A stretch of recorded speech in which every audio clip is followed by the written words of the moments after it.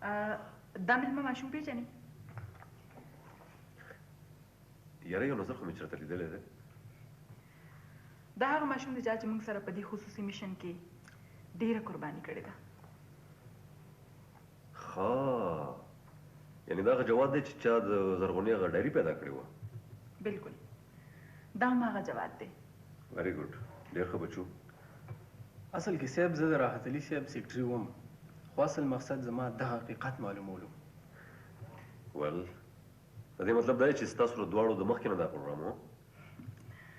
جواد په یو وخت باندې دوه نوکرۍ کولې، خو حق مې د دواړو نوکرو ادا کړي. او ولې نه، ډېر ښه ډېر ښه. جواد ستا دا احسان به موږ ټول عمر نه هېرو. مای پلیجر.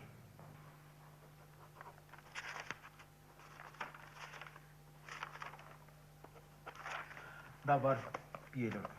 حاجي صاحب زه به لږ کور ته ورځم، زما کور والا بیمار دی، لږ ډاکټر له ځم. ښه زه ټیک شو. حاجي وګوره دغه ځای کې بار دوه کسان ناست دي. حاجي اړولې. حاجي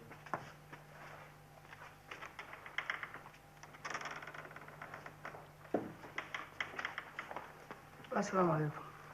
وعلیکم السلام.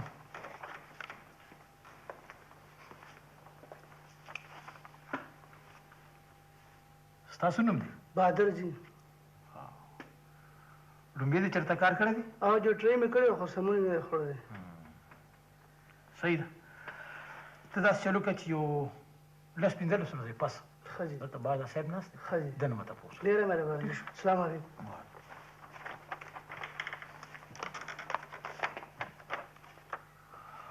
ښه ښه ښه صاحب ته رالېږلي ها؟ او جي.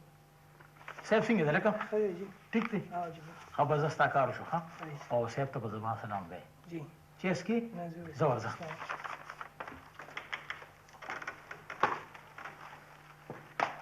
شهید الله صاحب زما په خیال تاسو له اوس دغه رنیول په خپل نوم پکار دی. نه صابر علي، نه نه، زما د خوږ دوست راحت علي زخم تازه دی او په تازه پر هر مالګه دوړول څه ښه خبره نه ده. ټیک ده، ستا خوښه.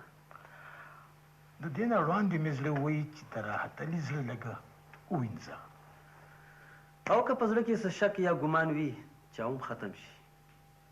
ګوره هغه څه دومره ماشوم نه دی، په هر څه به ښه پوهېږي. اوس به موږ په خپله غاړه خلاصه کړو. ولې نه شهید الله صاحب، اخر ملګرتیا ما سره پاتې شوې ده.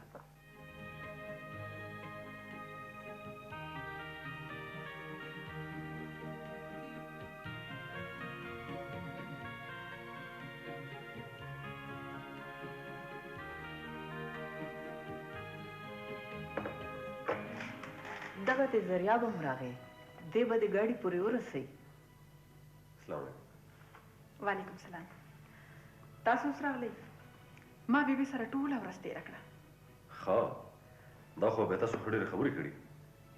خبرې نه، کیسې، د ژوند کیسې، ستا د ژوند کیسې، ستا د مور بیبي د ژوند کیسې. کیسې؟ او زریابه، ما ته بیبي ستا او د خپل ژوند ټوله کیسه بیان کړه.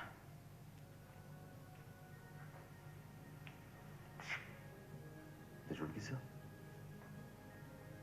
او زریابه، د ژوند د حقیقتونو کیسه، د تیر ژوند د یادونو کیسه. دا رښتیا ومه؟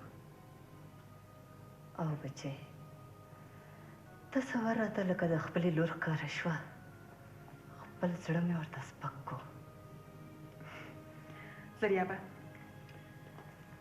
یوه کیسه بیبي وکړه او بله کیسه به درته زه کوم.